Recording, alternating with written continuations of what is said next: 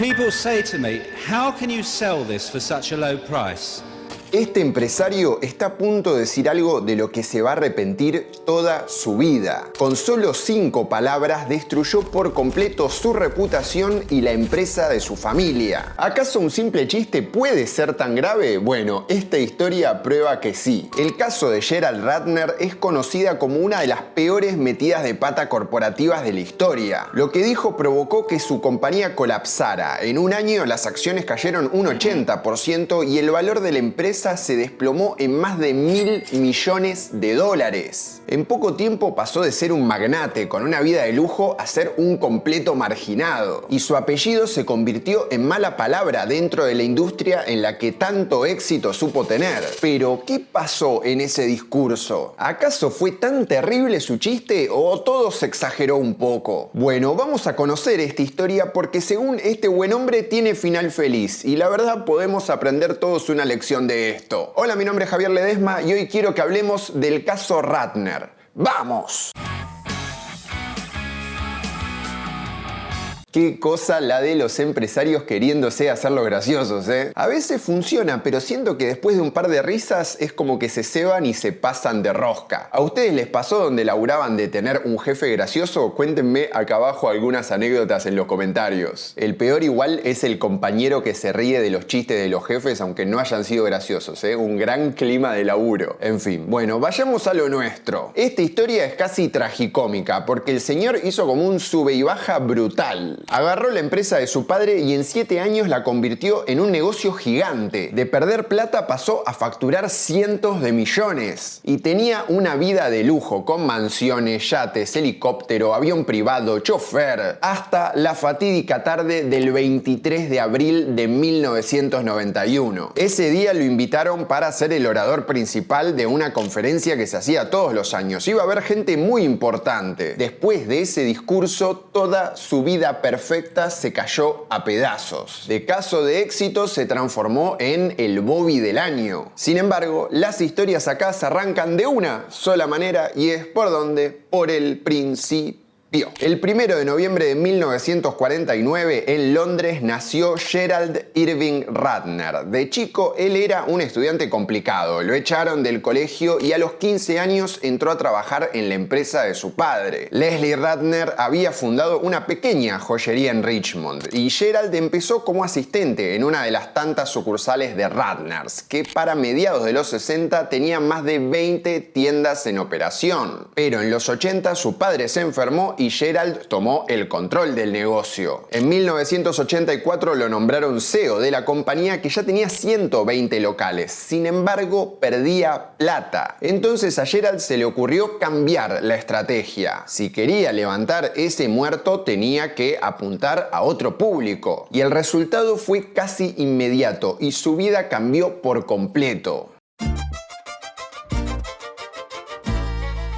Gerald creía que las joyerías solo apuntaban a la clase alta y la gente mayor. Lo que necesitaban entonces era seducir al público joven. Y se acordó cuando era chico y junto a su padre iban juntos a Petticoat Lane Market, que es un mercado callejero con un montón de puestitos donde se vendían desde ropa, textiles, productos para la casa, lo que sea. La clave de esos vendedores era gritar, llamar la atención de la gente. Gerald pensó, los vendedores que gritaban más fuerte eran los que más vendían, o sea, hay que destacarse, resaltar entre tanto comercio. Por eso él cambió por completo la propuesta de la cadena. Sacó las puertas de los locales de Ratners para que sean más accesibles, agregó carteles con colores llamativos que promocionaban descuentos de 25 o 50% y cambió el terciopelo y los diamantes por los aros y las cadenas de oro. Es decir, viró de un modelo más elitista a uno más popular. Las claves eran vender mucho con poco margen y con un marketing súper ruidoso y visual. Además, Ratners lo que hacía era agarrar productos de lujo y volverlos accesibles, con una trampa. Por ejemplo, este anillo de la princesa Diana costaba 30.000 libras. Ellos lo replicaban y lo vendían a menos de 30. Algo parecido a lo que vimos del modelo todo moda en el negocio de los accesorios, por si quieren un ejemplo más local. La cuestión es que a la industria esto obvio que no le cayó para nada bien. Los joyeros tradicionales tradicionales decían que él estaba arruinando el negocio, sacándole lo especial al acontecimiento de comprar una alhaja. Muchos incluso lo describían como un estilo supermercadista con dinámica callejera. Lo cierto es que a Ratner poco le importaban estas críticas porque su negocio volaba. De perder plata había pasado a registrar ganancias y empezó a comprar a la competencia como H. Samuel y Ernest Jones en el Reino Unido, también Sterling y Kay en los Estados Unidos.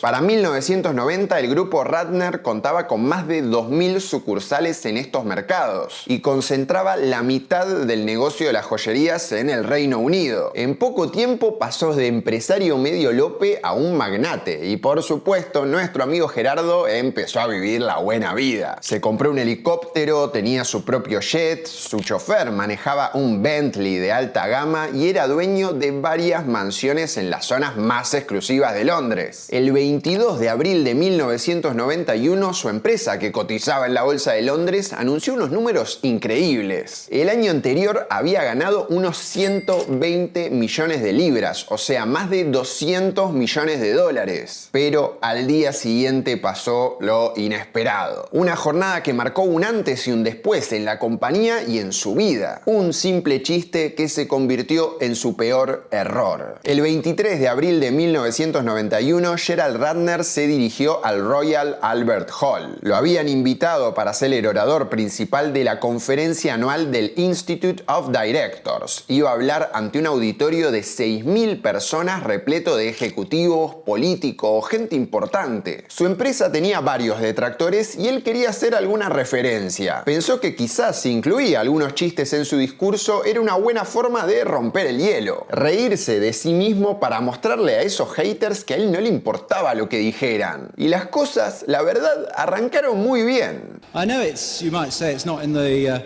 best possible taste, but we sold 250,000 of them last year.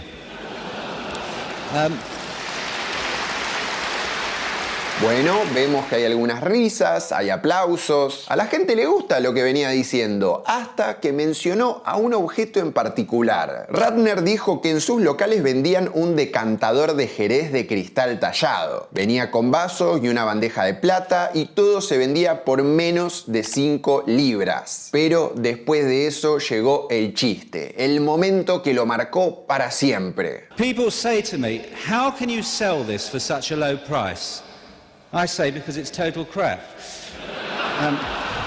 Pará, pero ahí escucho gente que se rió. ¿Cómo es que después de eso salió todo tan mal? El tema es que Geraldo siguió tirando sus humoradas. Por ejemplo, dijo que los aros de oro que vendían eran más baratos que un sándwich, aunque el sándwich te iba a durar más. Más allá de esto, él salió del evento pensando, che, soy un capo, la verdad la rompí. El problema es que en el público había algunos periodistas y ellos no pensaron que haya sido gracioso, sino todo lo contrario. Los títulos al día siguiente eran: Ratner dice que sus productos son basura, el magnate se burla de sus clientes, etcétera, etcétera, etcétera. Incluso en el Reino Unido se empezó a usar la frase hacer un Ratner, que si la googlean significa insultar o criticar públicamente los productos de tu propia empresa. Lo mejor para mí es que con todos esos chistes se perdió un poco el verdadero espíritu de su discurso. El empresario en verdad lo que quería remarcar era que, che, de esta tienda, de esta marca de la que muchos se burlan, bueno, está facturando mucho más por metro cuadrado que varios de los que se hacen los graciosos. Sin embargo, bueno, ya nada de eso importaba. Al ver la repercusión en los medios, Ratner fue a la BBC, al programa de Terry Wogan, y ahí pidió disculpas. Dijo que la frase estaba sacada de contexto. Justamente el contexto es lo que no lo había ayudado. En realidad, parece que Ratner venía haciendo ese mismo chiste hace varios años. Eso de que sus productos eran basura. Después discutimos si es un buen chiste o no es un buen chiste. Lo que pasaba ahora era que en 1991 el Reino Unido estaba en plena recesión. El bolsillo de los consumidores estaba más complicado y de golpe este señor decía: mirá, estos tontos compran basura, o al menos eso sintieron. Por lo que arrancó un boicot a su cadena. La marca sintió el impacto de la situación económica y de la mala publicidad por la frase de su dueño. Ratner se volvió una marca tóxica dentro del grupo. Los clientes seguían comprando en las otras sucursales sucursales, excepto en la que llevaba el apellido del ejecutivo. En solo un año las acciones del grupo cayeron un 80%. Pasó de valer 840 millones de libras a solo 33 millones en 1992. Tuvieron que cerrar más de 300 tiendas y muchas cambiaron de nombre para evitar un daño mayor. Aparte, Don Gerald tampoco es que tenía las mejores ideas para tratar de mejorar la situación. El diario The Sun le propuso hacer una sesión de fotos con un arma en la cabeza, como para tratar de que una polémica tape a otra polémica. Un tiempo después dijo, bueno, creo que la verdad esa no era la manera de lidiar con un desastre de relaciones públicas. Y no, hermanito, mirá las cosas que podías hacer, justo esa foto. Para descomprimir, Gerald Ratner renunció como presidente del grupo y contrató a James McAdams. El nuevo jefe dijo que el puesto de Ratner como director ejecutivo no estaba en discusión, pero en noviembre de 1992 le dijo, Gerald, te tenés que ir, esto no funciona. No solo lo echaron de su propia empresa, sino que también le cambiaron el nombre al grupo, que pasó de ser Ratner a llamarse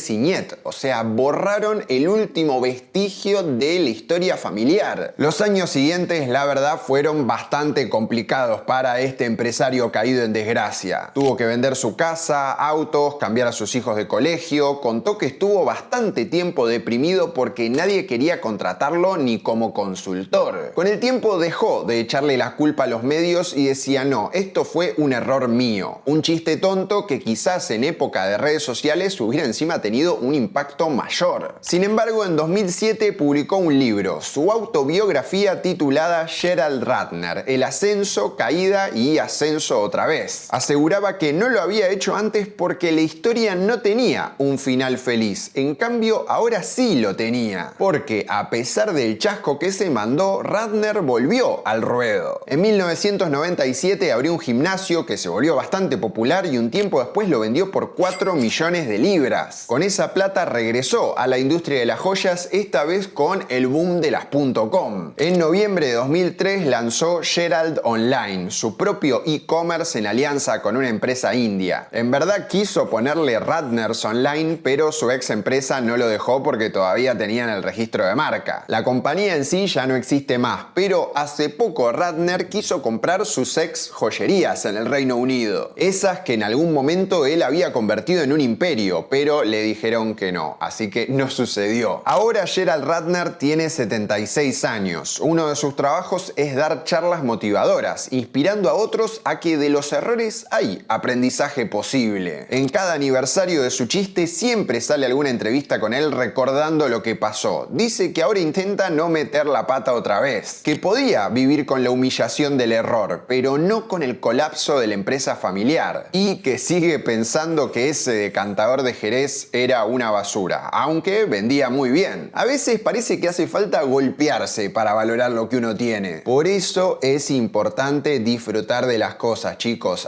Y también pensar antes de hablar. Moraleja, no sé qué moraleja hay, pero bueno, creo que está bastante claro, no hace falta decirlo. Disfruten las pequeñas cosas, piensen antes de hablar y suscríbanse a Las Misceláneas, por supuesto, haciendo clic acá abajo donde dice suscribirse si les gustan los contenidos que hago, porque hasta acá termina esta historia y yo me despido como siempre. Esto fue todo, espero que les haya gustado. Si así fue, como siempre les digo, déjenme un pulgarcito acá abajo. Gracias por acompañarme en un nuevo video. Si quieren colaborar con el canal para mantener este proyecto, tienen dos opciones. La primera es un cafecito que va a estar mi usuario acá abajo en la caja de la descripción por si quieren hacer un aporte único para un video que les gustó mucho y quieren hacer un aporte. Y la segunda, si realmente son fan de Las Misceláneas, es sumarse al Club de Las Misceláneas, que es nuestro canal de miembros, haciendo clic donde dice unirse. Ahí abajo hacen un aporte todos los meses para que yo pueda seguir sosteniendo este proyecto. Aparte, ahora hay un bebé en camino, así que chicos, hay que mantener una familia. Si pueden aguantar, bárbaro. Y yo no tengo nada más para decirles, les voy a dejar por acá los contenidos relacionados y nosotros nos vemos la próxima.